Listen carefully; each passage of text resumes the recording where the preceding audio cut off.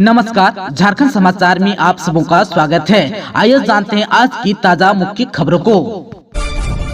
रांची में 1 अप्रैल को 1 लाख अभ्यर्थी करेंगे जेपीएससी कार्यालय का महाघेराव।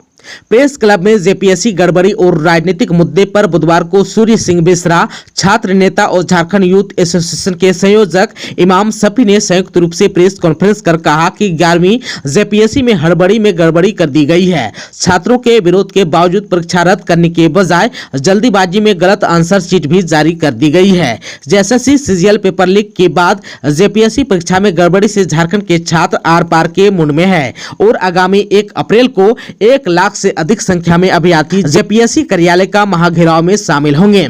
सूर्य सिंह बेसरा ने 11वीं जेपीएससी पीटी परीक्षा की गड़बड़ी और मनमानी को गंभीर मामला माना और 1 अप्रैल को छात्र महाआंदोलन का समर्थन किया। साथ में पूर्व केंद्रीय मंत्री सुबोध कांत सहाय, देवेंद्र मेहता, प्रदीप कुमार और अन्य लोग भी शामिल थे। हजारीबाग में नाबालिग के साथ अप्राकृतिक यौनाचार, 2 हुआ गिरफ्तार। हजारीबाग बड़ा बाजार थाना पुलिस ने 14 वर्ष के नाबालिग के साथ अप्राकृतिक यौनाचार के आरोप में 2 युवकों को गिरफ्तार किया। आरोपित सदर थाना क्षेत्र के बुच्चा टोला निवासी है। घटना 25 मार्च की है। नाबालिग छात्र को 2 युवक उसकी गली से ही उठाकर ले गए थे। इसके बाद जान से मार देने की धमकी देकर नाबालिग छात्र को मिशन रोड तालाब ले गए। दोनों युवक उसके साथ रात भर अप्राकृतिक यौनाचार करते रहे।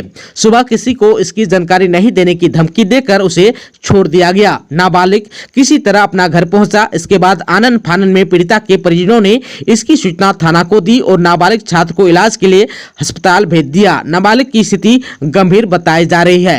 पुलिस ने पीड़िता का मेडिकल भी कराया। आप सबको बता दो कि 27 मार्च की सुबह पुलिस ने दोनों आरोपियों को गिरफ्तार कर जेल भेज दिया। तृणमूल सांसद यशवंत सिन्हा से मिलने पहुंचे जेपी पटेल, बढ़ी झारखंड की राजनीतिक सरगर्मी।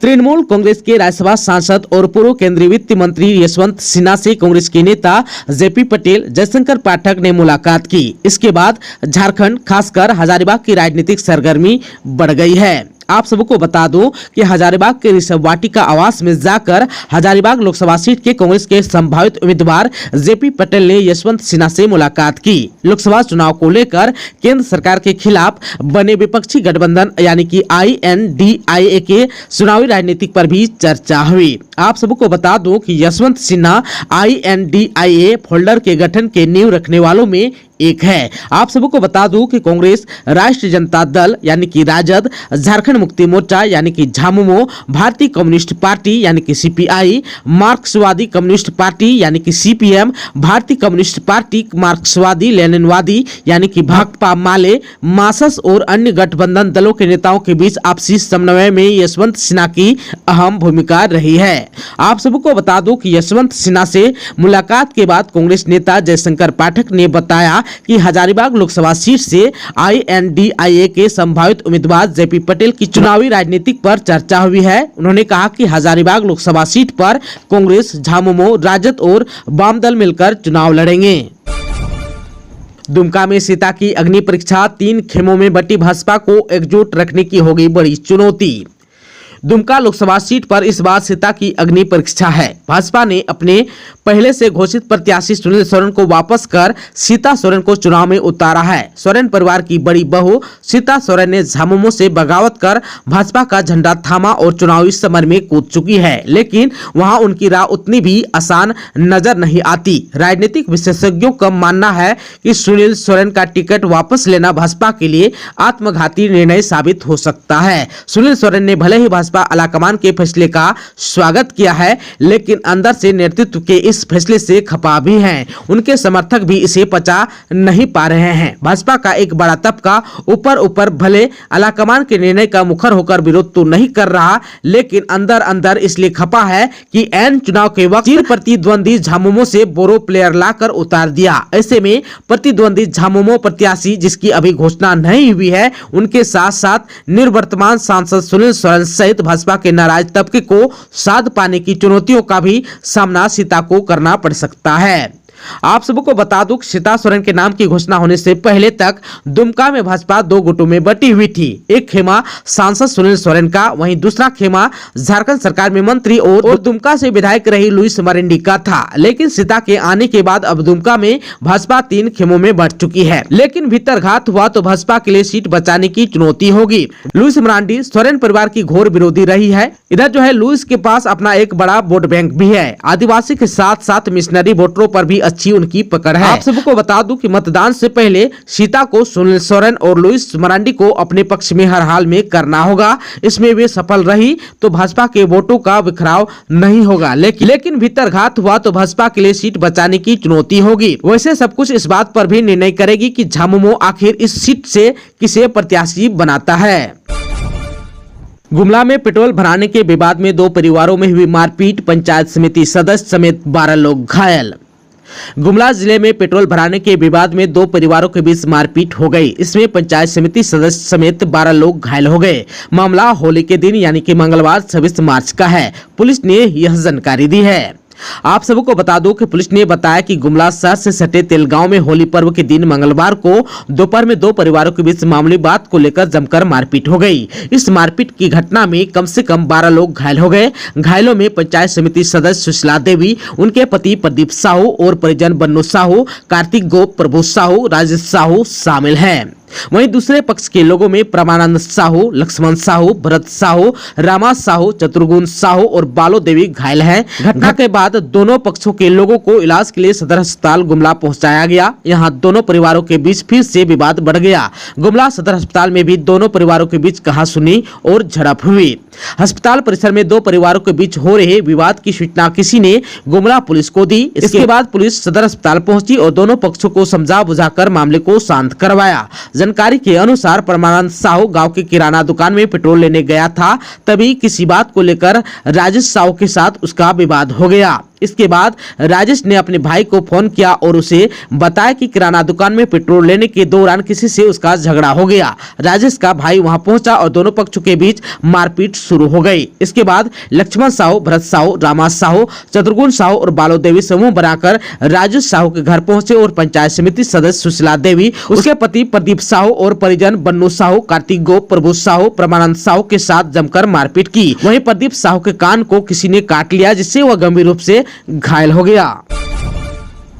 गुमला में ड्रग्स का कारोबार, रायडी से ब्राउन शुगर के साथ 3 सप्लायर हुआ गिरफ्तार।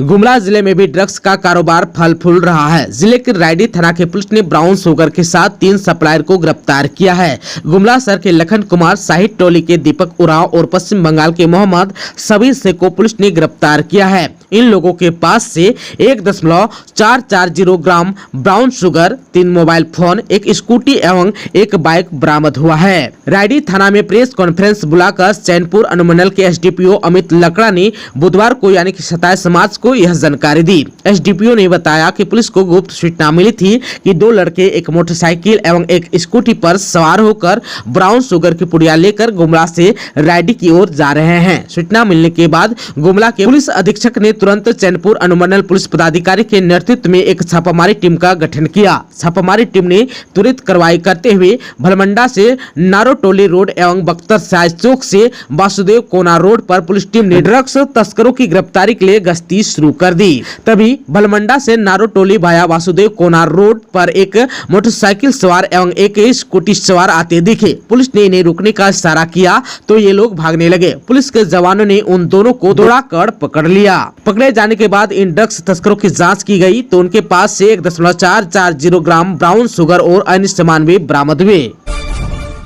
हजारीबाग के बड़का गांव से जेजेएमपी के सब जोनल कमांडर राजेश समेत 5 उग्रवादी हुआ गिरफ्तार। झारखंड की राजधानी रांची से करीब 90 किलोमीटर दूर स्थित हजारीबाग जिले से पुलिस ने जेजेएमपी के 5 उग्रवादियों को गिरफ्तार किया है। इनमें एक सब जोनल कमांडर शामिल है। पुलिस ने बुधवार को यानी कि 27 मार्च को यह जानकारी दी। पुलिस ने बताया कि झारखंड जन मुक्ति परिषद यानी कि जेजेएमपी के ये उग्रवादी एक अन्य उग्रवादी संगठन तृतीय प्रस्तुति कमेटी यानी कि टीपीसी के नाम पर लेवी मांग रहे थे। इनके पास से हथियार और कारतूस भी बरामद हुए हैं। पुलिस ने बताया कि इनके खिलाफ चतरा, हजारीबाग और रामगढ़ जिले में 13 से अधिक मामले दर्ज हैं। हजारीबाग के एसपी ने एक विशेष टीम का गठन कर उन्हें जेजेएमपी के सब जोनल कमांडर राजेश गंजू उर्फ बंधन और उनके सहयोगियों की गिरफ्तारी की जिम्मेदारी सौंपी। टीम ने राजेश गंजू समेत 5 उग्रवादियों को हथियार और कारतूस के साथ पकड़ लिया है। पुलिस ने यह कार्रवाई 14 मार्च 2024 को हजारीबाग जिले के बड़का गांव के बलोदर गांव में चल रहे पुल और सड़क निर्माण कंपनी की साइट पर वाहनों में आगजनी और फायरिंग मामले में की है। एसपी अरविंद कुमार सिंह ने प्रेस कॉन्फ्रेंस करके बताया कि उग्रवादी संगठन टीपीसी के धर्मवीर के नाम से इन क्षेत्रों में लेवी मांगी जा रही थी। पलामू में पूर्व कांग्रेसी नेता की गोली मारकर हत्या, पुलिस छानबीन में जुटी। पलामू के चैनपुर में अपराधियों ने एक पूर्व कांग्रेसी नेता की गोली मारकर हत्या कर दी। घटना बुधवार दोपहर की बताई जा रही है। मृतक की पहचान राजमोहन पल्लू के रूप में हुई। उनके साथ एक अन्य व्यक्ति का शव भी बरामद हुआ, जिसकी अब तक पहचान नहीं हो सकी है। अपराधियों ने उनके घर के सामने ही वारदात को अंजाम दिया है। फिलहाल हत्या के कारणों का पता नहीं चल सका है। पुलिस मामले की छानबीन में जुटी हुई है। घटना की जानकारी मिलने के बाद पलामू पुलिस अधीक्षक समेत सदर एसडीपीओ मणिभूषण प्रसाद, चैनपुर थाना प्रभारी सोनू कुमार चौधरी, इंस्पेक्टर जितराम महली समेत कई पुलिस अधिकारी घटनास्थल पर पहुंचे और आसपास के लोगों से बात कर मामले की जानकारी ली। एसपी ने बताया कि मृतक राजमोहन पल्लू पूर्व में एक मजदूर की गोली मारकर हत्या कर दी थी। पुलिस ने उसे गिरफ्तार कर जेल भेज दिया था। बाद में अदालत ने उसे 10 वर्ष की सजा, सश्रम कारावास की सजा सुनाई थी। कुछ दिन पूर्व ही वह जेल से बाहर आया था। वह चैनपुर थाना क्षेत्र का रहने वाला था। इससे पहले वह कांग्रेस पार्टी से भी जुड़ा हुआ था। बताया जाता है कि बुधवार दोपहर को कुछ अपराधी उनके घर पर पहुंचे और गोली मारकर फरार हो गए। गोली की आवाज सुनकर आसपास के लोग जमा हो गए थे। गुमला में हथियार के साथ 2 युवक हुआ गिरफ्तार। बड़ी घटना को अंजाम देने की फिराक में थे दोनों। गुमला जिला अंतर्गत बसिया थाना की पुलिस ने 2 युवकों को हथियार के साथ गिरफ्तार किया है, जिसमें लुंगटू पंडराटोली के लक्ष्मण सिंह और लुंगटू गांव के सुनील कुमार है। इन दोनों के पास से पिस्तौल और गोली बरामद हुआ है। बताया जाता है कि ये सभी किसी घटना को अंजाम देने जा रहे थे। तभी पुलिस ने वाहन चेकिंग अभियान के दौरान दोनों को पकड़ा। पूछताछ के बाद दोनों को जेल भेज दिया गया। बसिया अनुमंडल के एसडीपीओ नाजिर अख्तर ने बताया कि होली पर्व को देखते हुए पुलिस अधीक्षक गुमला के निर्देश पर जिले के सभी थाना क्षेत्र में चौक चौराहों पर सघन वाहन जांच अभियान चलाया जा रहा था। इसी के निर्देश के आलोक में बसिया थाना में पदस्थापित गश्ती दल एवं अन्य पुलिस पदाधिकारी के साथ करीब रात 10:30 बजे कुम्हारी तालाब चौक पर 2 पहिया एवं 4 पहिया वाहनों की जाँच की गयी। तभी एक मोटरसाइकिल JS7G 1619 पर सवार होकर 2 युवक बसिया सिसई रोड से कुम्हारी चौक की ओर आ रहे थे। दोनों युवकों को पुलिस ने रुकने का इशारा किया, लेकिन पुलिस को देखते ही दोनों युवक मोटरसाइकिल को मोड़ते हुए भागने का प्रयास किया। इस वजह से पुलिस को संदेह हुआ कि वे किसी बड़ी घटना को अंजाम देने जा रहे हैं। इसके बाद पुलिस ने उन युवकों को पीछा कर पकड़ लिया। पूछताछ में दोनों ने अपना नाम लक्ष्मण सिंह और सुनील कुमार बताया। दोनों की तलाशी लेने पर लक्ष्मण सिंह के दाहिने कमर से एक देसी पिस्तौल और 4 गोली बरामद हुआ। वहीं सुनील कुमार के जेब से 3 जिंदा गोली बरामद हुआ है। दोनों को गिरफ्तार कर गुमला जेल भेज दिया गया। दोस्तों, अभी तक आपने चैनल को सब्सक्राइब नहीं किया है तो प्लीज चैनल को सब्सक्राइब कर बेल आइकन को प्रेस कर दीजिएगा, ताकि खबरों का अपडेट आपको मिलता रहेगा। इसके साथ ही आज के खबरों में बस इतना ही। हमें दीजिए इजाजत। नमस्कार।